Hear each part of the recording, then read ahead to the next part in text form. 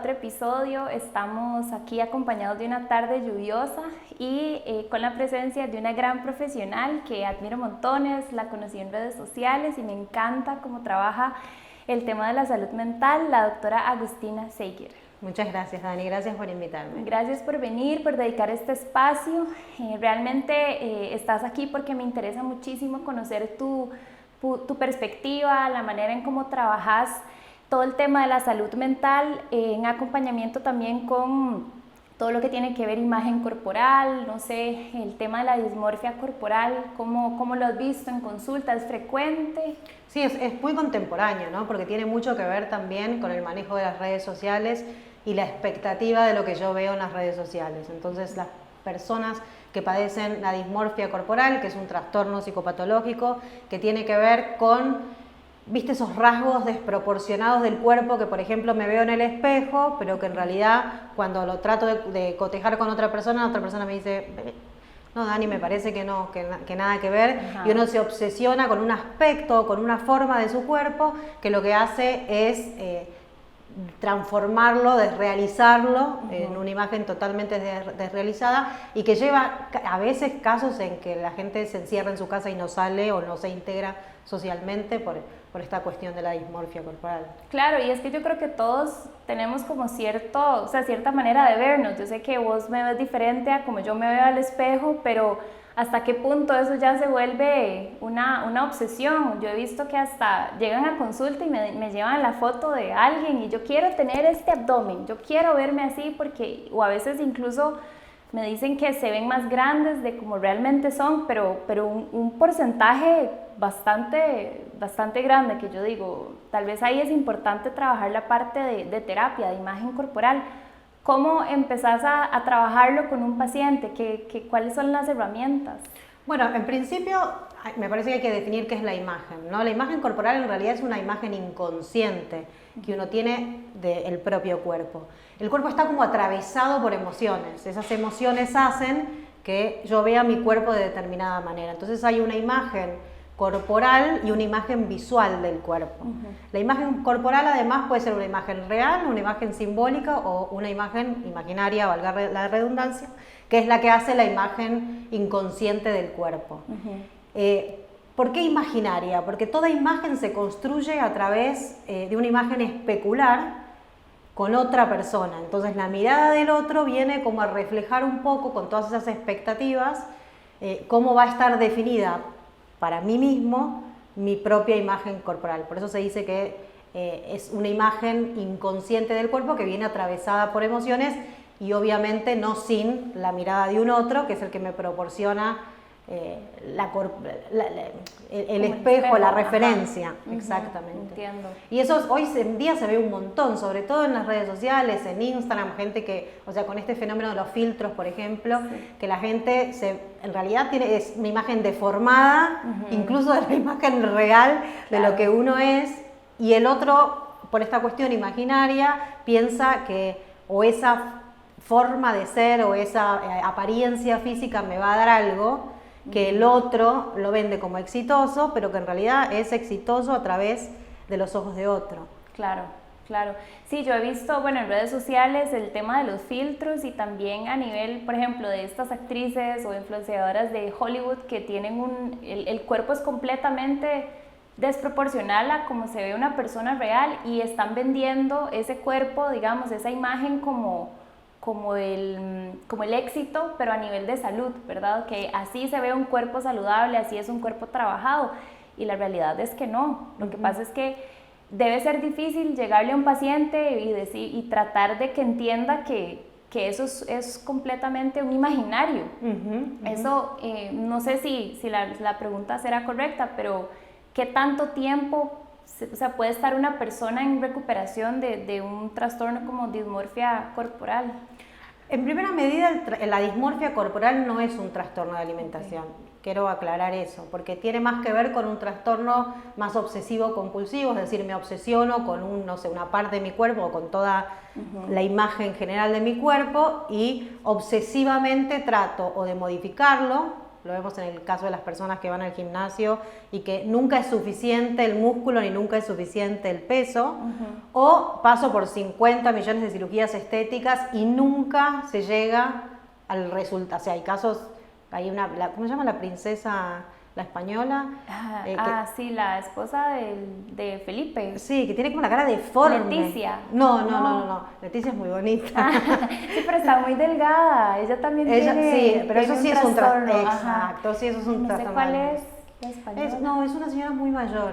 Ok. Que tiene la cara directamente deforme. Es como la mexicana, la tigresa. La tigresa, ahí tenemos. La tigresa Acuña se llama. No sé si se llama tigresa, pero sí, es deforme, es un felino. Es humano. Horrible, es una cosa deforme y la señora se sigue operando para buscar algo que nunca va a encontrar, porque en realidad lo que busca no tiene que ver con la apariencia física, sino que tiene que ver con el deseo, con que el otro me vea o ser deseante, por ponerlo de una determinada manera. Y bueno, yo he escuchado que un trastorno de alimentación no es, a ver, por decirlo así, la anorexia no siempre, digamos, el problema no es la comida, sino el problema es otra cosa y se desborda o se exacerba, sale por ahí. Exactamente. Se podría decir que con la dismorfia corporal se podría desarrollar un trastorno de alimentación. Perfectamente. A través de un trastorno de dismorfia corporal uno puede llegar a ser o anoréxico, o está también la vigorexia y otros trastornos alimentarios que tienen que ver con la comida, pero que están originados a través de la imagen. Porque la diferencia entre un trastorno de alimentación y la dismorfia corporal es que uno tiene que ver con la imagen y el otro tiene que ver con la comida o con la no comida, por decirlo de alguna forma. Y en cuanto al tema de las cirugías estéticas, yo creo que no conozco a ningún médico cirujano estético que tenga en su grupo de médicos un psicólogo. Es correcto. Y deberían, ¿no? Sí, totalmente. Lo que pasa es que, como todo, ¿no? Estudian, no sé, muchísimos años para hacer cirugías estéticas y de repente viene una persona y ¿qué le va a decir? Que no, si es a lo que uno dedicó su vida y estudió, no sé, 12 años, 15 años, no sé cuánto estudian para ser cirujanos, y más la especialización y lo que sea, obviamente que es muy difícil decir que no. Lo mismo pasa, digo, yo no sé si esto es medio, no es políticamente correcto, pero le voy a decir igual, lo mismo pasa con los psiquiatras, digamos. Uno llega yo siempre digo, hay muy pocos psiquiatras que trabajan con psicólogos. Exactamente, sí. O que trabajan y dicen, no, a este paciente no lo voy a medicar. Generalmente uno llega al escritorio del psiquiatra y sale con un blister. Exactamente, pero bueno, es una cuestión también de lo que uno hace y a lo que uno se dedica, ¿no? Y como son también aspectos tan subjetivos, siempre se puede mejorar un poquito, porque obviamente la perfección sabemos que no existe y entonces, bueno, por ahí el cirujano plástico piensa que puede hacer una nariz, es una nariz linda, por ejemplo, pero la puedo hacer un poquito más linda. Es interesante porque cuando yo hacía visita médica yo tenía que visitar cirujanos plásticos y recuerdo que por mucho tiempo yo tenía un complejo con mi nariz, era un tema mi nariz y yo me fijaba en las narices de todo el mundo y yo quería operarme la nariz. Después de ver cómo era la operación dije, no, muchas gracias. Pero lo que sucedió fue que en la cita donde le estaba presentando los suplementos me dice, bueno, sí, yo compro eso que ustedes venden, pero dígame cuándo le opero la nariz.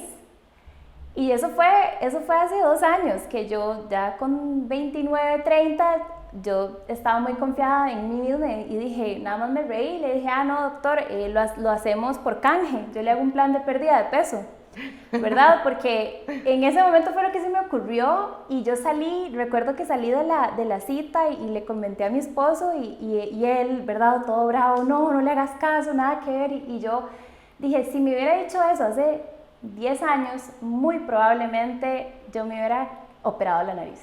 Y la importante que es el trabajo, yo he hecho un gran trabajo a nivel de imagen corporal, ¿verdad? Todo lo que es estar más segura de mí misma, trabajar el tema, ya en otros episodios he compartido que soy sobreviviente de un trastorno de conducta alimentaria, de anorexia, y la verdad es que sin haber hecho todo el trabajo en salud mental, yo creo que no hubiera podido tomar ese comentario como lo tomé, que fue a la ligera.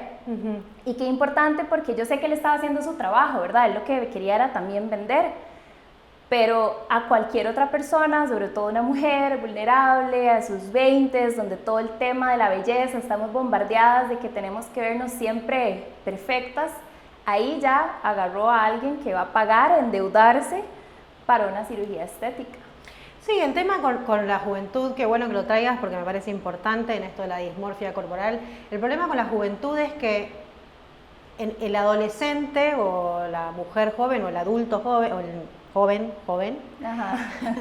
está pasando por un proceso de transformación subjetiva. Entonces se está subjetivizando, está duelando ese niño que deja ser para abrazar ese adulto que va a ser, y en ese intercambio entre niño y adulto pasan un montón de cosas y hay mucha cuestión fantasmática que hace que obviamente la seguridad en mí mismo o la relación con la imagen corporal o lo que yo veo en el espejo tenga más solidez cuando uno es un poco más adulto, obviamente, que cuando uno es más joven.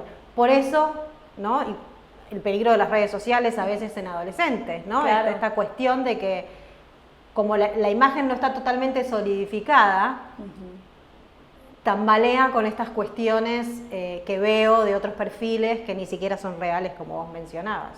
Claro, de hecho que eso era una pregunta, si realmente, o sea, si es más frecuente que durante la adolescencia se desarrolle o se exacerbe la dismorfia corporal, o ya es más cuando ya es adulto que tal vez no tuvo una red de apoyo o no lo pudo resolver, o qué tan frecuente es, como en qué edades. Bueno, en realidad la imagen corporal se establece entre los primeros 3 años de vida. O sea, no tiene que ver con la adolescencia o con la adultez. Tiene que ver con esta imagen corporal inconsciente que está atravesada por el lenguaje, por la cultura donde vivo, por el prójimo que me devuelve el afecto de determinada forma. Pero en la adolescencia, como te decía antes, está esta construcción fantasmática mucho más en ebullición que en el adulto, que ya el adulto tiene como una cuestión como más solidificada, entonces el adolescente está como más endeble a que cualquier crítica, cualquier sugerencia o cualquier reflejo inapropiado haga que tiemble un poco esta cuestión fantasmática sobre la imagen, ¿no?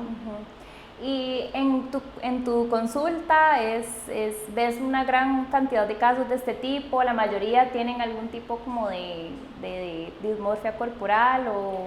Hay muchos, hay muchos. Generalmente llegan disfrazados de un trastorno de alimentación y muchas veces son dismorfia corporal, que terminan desembocando en un trastorno de alimentación, pero que originalmente tuvieron que ver con una dismorfia corporal. Como te decía, la dismorfia corporal tiene que ver con un trastorno obsesivo-compulsivo, entonces generalmente en un trastorno de dismorfia corporal lo que vemos es que alguna vez hubo o hay en el presente comportamientos exagerados en alguna parte de mi cuerpo, es decir, exageradamente me enfoco en que, por ejemplo, por tomar un ejemplo, mi nariz no se ve de la manera en que yo quiero, entonces me saco 200 fotos, me miro 25 veces al espejo, me la levanto, me la pongo, me pongo usos filtros. Exacto, usos filtros para que me quede más respingada, o sea, aparece como sintomatología esta cuestión de comportamiento obsesivo que me da la pauta que es un trastorno de dismorfia corporal y no es un trastorno de alimentación. Bueno, obviamente no con la nariz, pero a veces pasa, yo tengo por ejemplo pacientes en que están obsesionados con la adiposidad, por ejemplo, del abdomen, ¿no? Y entonces comen menos, comen más, se angustian, se dan atracones, toman pastillas para adelgazar.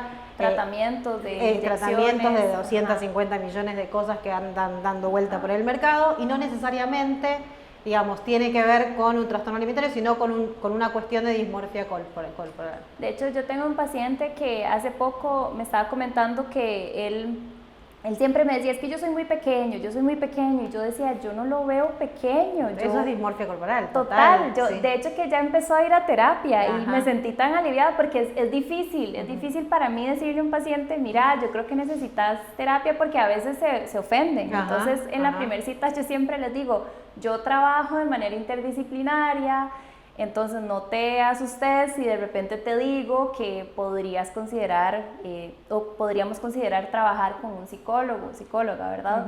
Y este paciente, yo recuerdo que no le estaba prestando tanta atención, pero en las 2 primeras citas era algo que resonaba, que era pequeño y es de mi estatura, y yo decía, qué raro.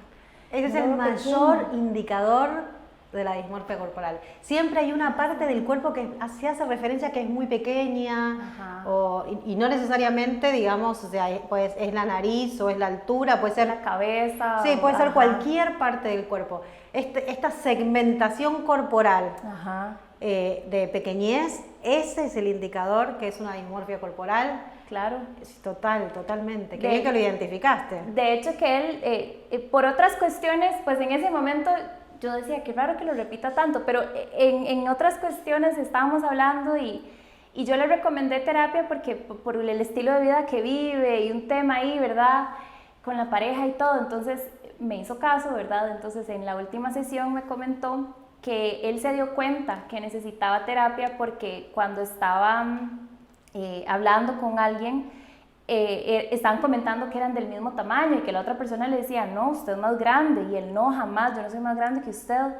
Y a fin de cuentas, no sé en qué momento como que se probó la camisa y o sea, le entró un brazo, o sea, literalmente como que el brazo nada más era toda la camisa, ahí se dio cuenta y dijo, ok, yo tengo un problema y ya lo está resolviendo, pero qué importante, porque bueno, él solito, eso yo le dije, eso ya es un paso, son 50 pasos hacia adelante que ya te diste cuenta de que hay algo, de que realmente no sos pequeño como vos te ves.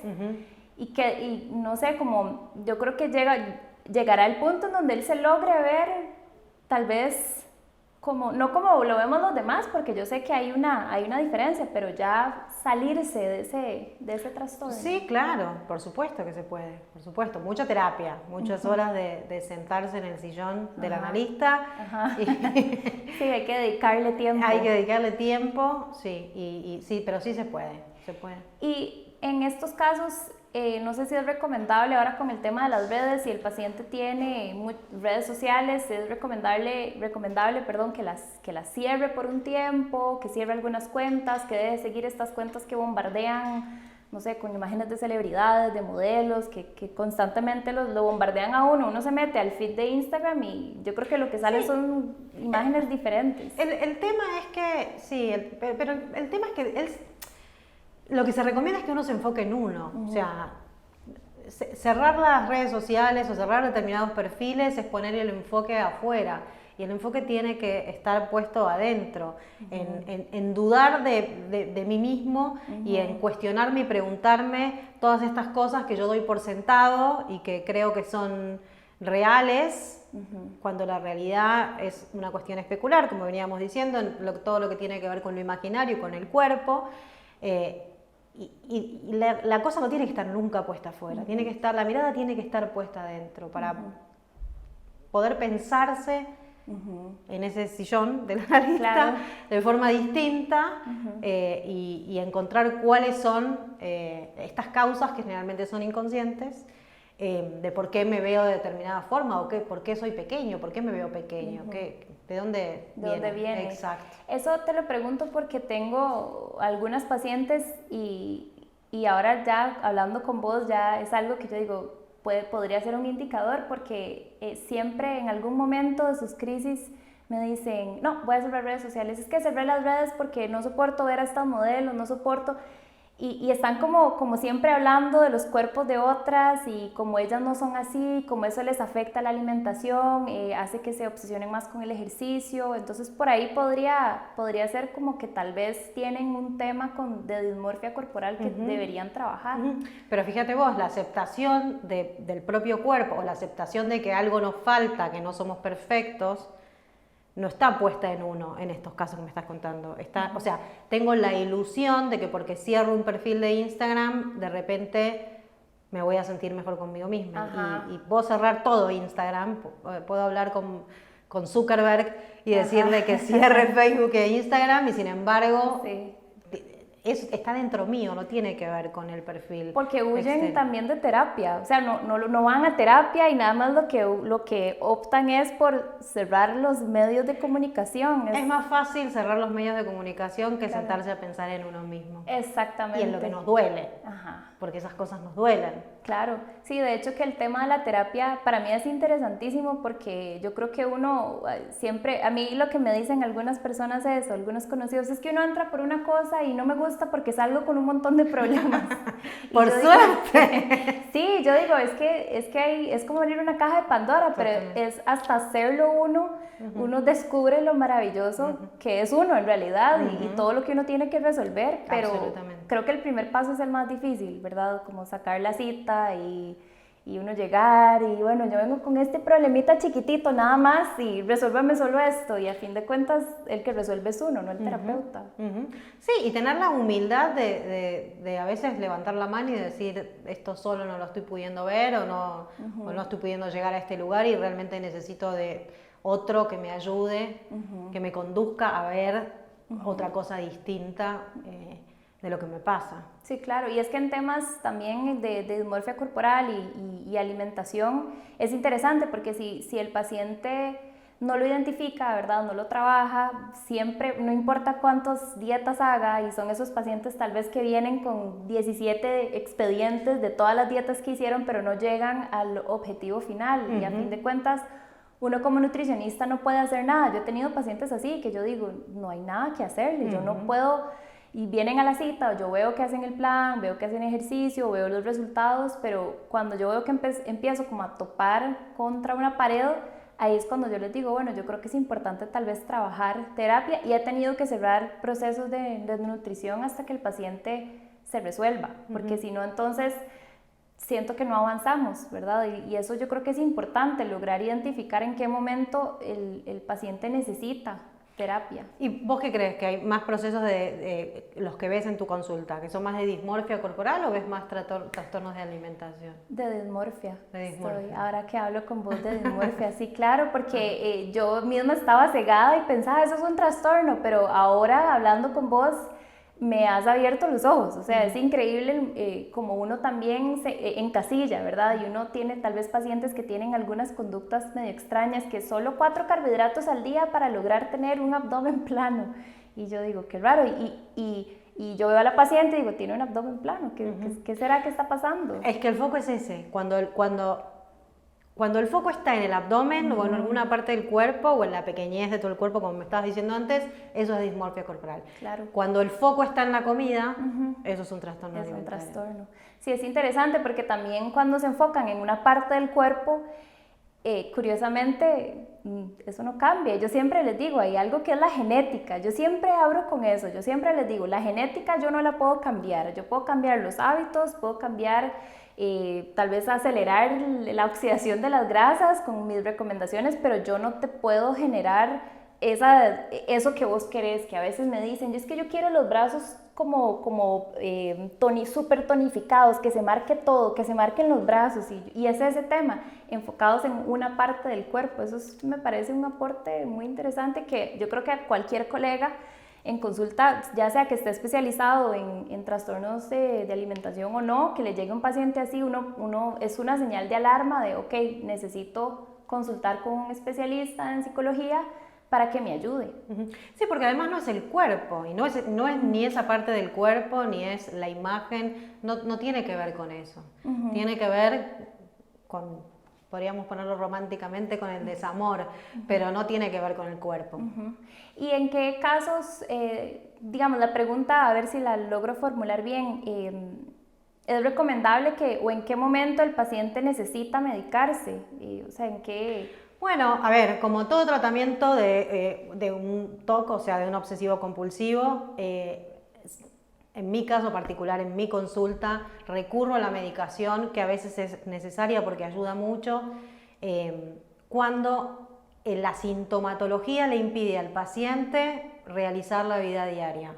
Cuando, ya sea por un trastorno de ansiedad o por un trastorno obsesivo compulsivo, por una fobia, por un ataque de pánico, cuando el paciente se le ve limitada la vida diaria tal como la concibe normalmente, bueno, a veces es bueno tomar un poco de medicación durante, no sé, generalmente los tratamientos los psiquiatras dan por 1 año, 1 año y medio, 2 años, dependiendo la patología, y a veces es bueno porque ayuda, pero no necesariamente hay que reducirlo a eso.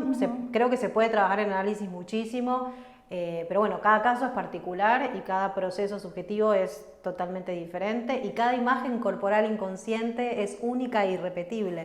Entonces todos los casos, porque o sea, están atravesados por diferentes cosas. Entonces, historias. Exacto, entonces todos los casos hay que verlos de forma puntual. Pero sí, a veces se requiere la medicación y generalmente es una medicación que tiene que ver para el trastorno obsesivo compulsivo. Claro, y ahora que lo pienso, cuando llega un paciente con digamos, destellos de dismorfia corporal, o sea, lo que pienso inmediatamente es referirlo a psicología, y me atrevería a decir que hasta que tengo unas, no sé ni cuántas sesiones, porque de eso me declaro ignorante, ¿verdad? No sé, depende de, como vos decís, de qué lo atraviesa. No sé si unas 4 o 5 sesiones después de que vea al psicólogo, que retome nutrición, porque como, de nuevo, el problema no es la comida. O sea, yo le puedo dar recomendaciones, pero yo no puedo resolverle el trastorno de dismorfia. Sí, yo creo que es más bien un trabajo interdisciplinario, porque la nutrición también tiene que ver con la salud de lo físico, del cuerpo. Entonces me parece que es mucho más importante que verse flaco o verse en tal lugar del cuerpo más torneado. Me parece que tiene que ver la salud. La Organización Mundial de la Salud dice que la salud es tanto física como mental. No hay que aislarla, me parece que van en conjunto. Así que el trabajo interdisciplinario en este tipo de casos me parece fundamental. No los eches de consulta, tenelos y trabajá interdisciplinariamente con el psicólogo, el terapeuta, el analista, depende. Sí, claro, de lo que él escoja o ella escoja. Exactamente, me parece que es el resultado ideal del éxito. Y ojalá todos hicieran caso, ¿verdad? Porque uno les recomienda que vaya donde el psicólogo y tal vez les toma un par de citas después. Bueno, ya finalmente fui al psicólogo y me siento mejor. Y entonces ya a mí me gusta hablar con el terapeuta y comentarle tal vez a algunos detalles que vi en la sesión de nutrición que a veces a mí me dicen, usted es como mi psicóloga. Y yo digo, bueno, pero yo no soy psicóloga. Hay otros psicólogos que sí la pueden ayudar o lo pueden ayudar, pero se tocan temas, o sea, la alimentación y la salud emocional, salud mental siempre van de la mano, como vos decís. Entonces yo creo que una vez más queda demostrado y ahora sí queda grabado y lo pueden ver en cualquier plataforma que la salud mental es muy importante y que en nutrición hay que trabajarlo de manera interdisciplinaria. Así que, Agustina, muchísimas gracias por venir, de verdad que muy honrada, interesantísimo este tema y espero tenerte de vuelta para más episodios. Cuando quieras contás conmigo. Muchísimas gracias. Gracias por invitarme.